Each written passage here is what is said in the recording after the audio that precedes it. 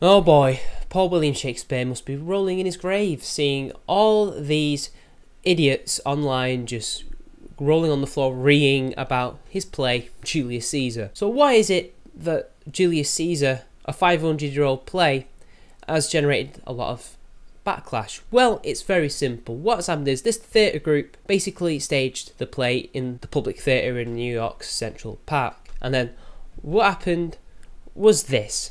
A group of right-wing protesters basically stage crashed the show and began to complain about how what they perceived was essentially promoting political violence against the right. And loads of these outlets and these protesters linked this to the recent attacks, so from Berkeley to the Scalise shooting, and basically said that their blood is on your hands and that you're promoting this horrible violence against the right, and that this is an outrage, and in an act of what I can only see as the most biggest irony I've seen, one particular guy who was filming it, who was part of the protest, got up and started walking out. Well, he was getting kicked out anyway because he started causing his own trouble, basically calling the whole crowd and the people who staged the play Nazis. Now, why were they doing this? And why are we ending up in this weird upside down land where we're basically seeing a mirror universe version of right-wingers calling other people Nazis, like an SJW would do? Well, what happened is this particular theatre group used the play and set it in the modern White House. So yes, Julius Caesar, the titular character, the one who gets killed in Act 3, Scene 1, it's not even a spoiler. Firstly, it happened in real life. Second, the play's 500 years old. Sue me. The titular character, he is being portrayed as a Trump-like figure. The actor was basically done up to look like Trump, and that's where the outrage comes from. And as he gets assassinated, this was somehow drawing images of political violence, and the SJWs and the progressive media's basically tacitly admission that they want to hurt these people, punching Nazis. These people deserve to be hit because of what they believe. And so they were outraged and they staged this protest. They already knew they were doing this. This was on the night before the last performance, and people got outraged. I'll show you the footage anyway, right here. Liberty, freedom. Stop the normalization of political violence against the right. This is unacceptable. You cannot. Get off the stage. All right, ladies and gentlemen, we're going to pause. We're going to pause. Security, This is violence. security, please.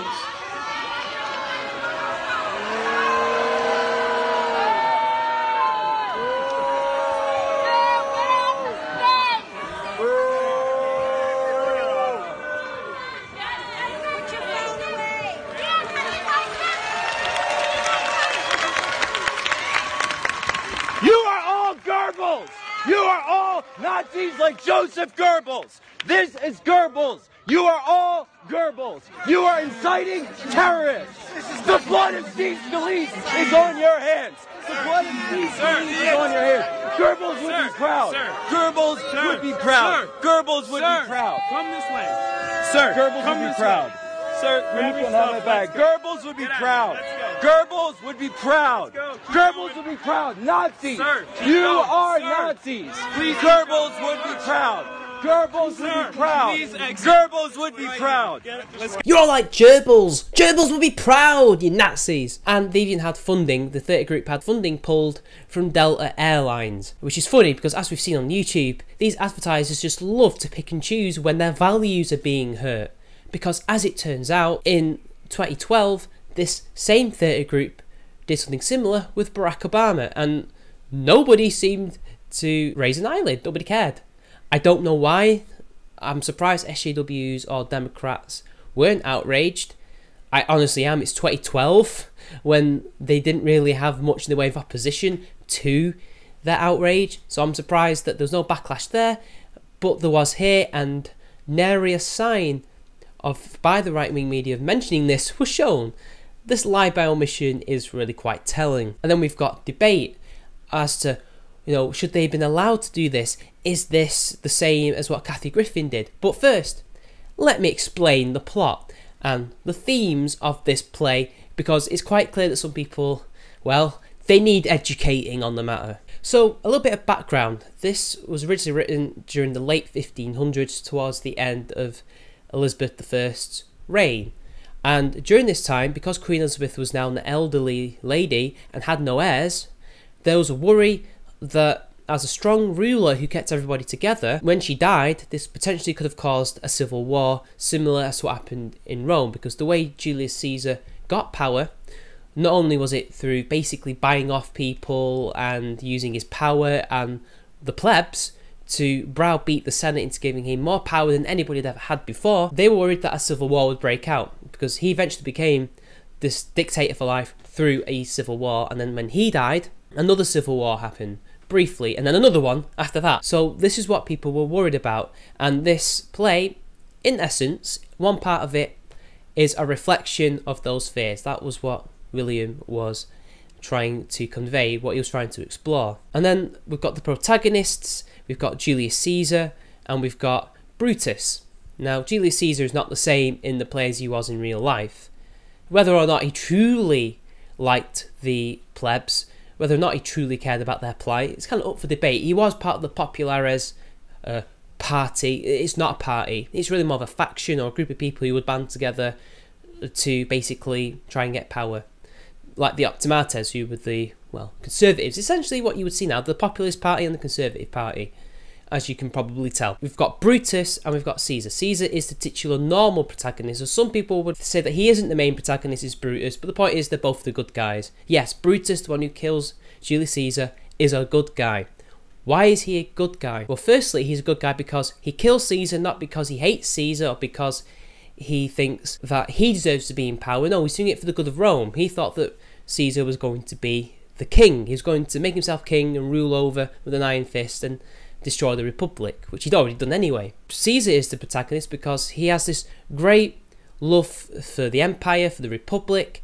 He cares about people, and he actually denied the crown of Rome 3 times and fainted at the last one by Mark Antony, who was willing to make him king, but he said no. Ultimately, Caesar is the protagonist that dies early, like in any kind of Tarantino film, and Brutus is a tragic hero because the other people who actually assassinate Caesar were fellow politicians who were doing it in the play, not really in real life, motivated by envy and ambition. So in the play, the modern one that we've seen recently, they were not his bodyguards, they were other senators.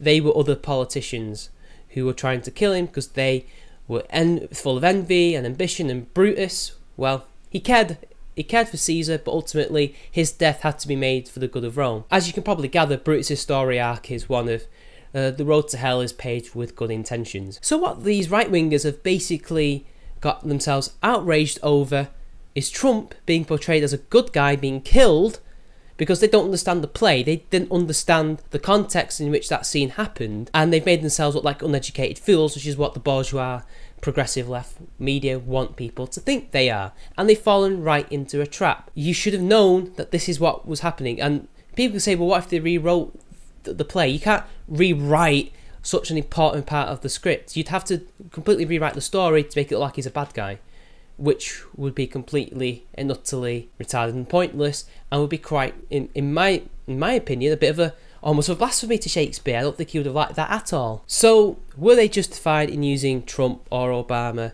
as the leader to be stabbed? Of course they were. What was the point they were trying to make? I don't know. I haven't seen it properly. I've not seen this play. I've not actually seen any performance of the play, and I really want to. I've read the book, obviously. I've read the script. There's a reason why they picked him as the good guy, but apparently it's also a tradition. They do this all the time. Maybe they were trying to point out that this is what is going to happen if you kill Trump, because there'll be a societal breakdown, a governmental breakdown. Maybe this is what they were trying to say, but these idiots who didn't understand it have basically tried to turn that into something completely different. Maybe they were following Shakespeare's ideas. But then there's another issue, and I saw this on Twitter play out. Ben Shapiro was arguing with a lot of people. I think he was even arguing with Cernovich, or maybe the guy himself who was there. Basically, what happened was they were arguing about free speech and free expression.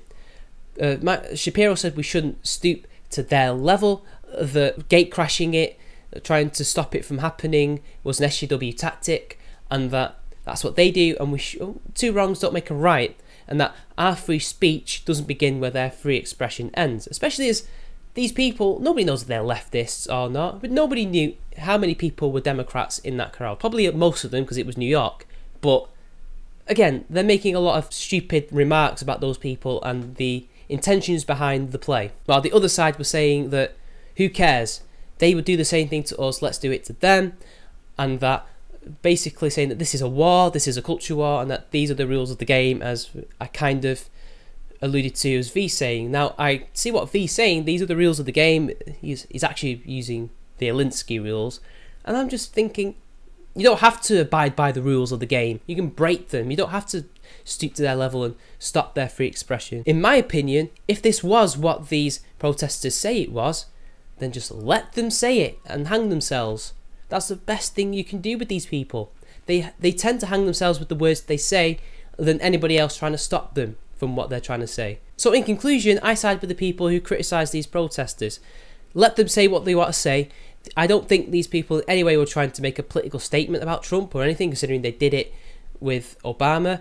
I feel like this was actually in Shakespeare's vein. I think this is probably as close as you're going to get to the original. I think that the protest was incredibly misguided and makes themselves look like uneducated idiots who don't know what they're on about. They make themselves look like special snowflakes, like SJWs, showing that they can be outraged over the littlest things and show that they don't have a fucking clue about anything to do with English literature, much like SJWs, and that some of these people seem willing to stoop to their level in order to defeat them. You people claim to not be like these people, and you will attack them for having thin skins and not being able to handle criticism well. Please, do that yourself. Practice what you preach. Anyway, that's the end of the video. I've had fun making this. I hope you like the nerd out about Julius Caesar. So donate to my Patreon if you want to see me do this full time. Like and share the video. Comment. I need more comments. And until next time, I'll see you all later.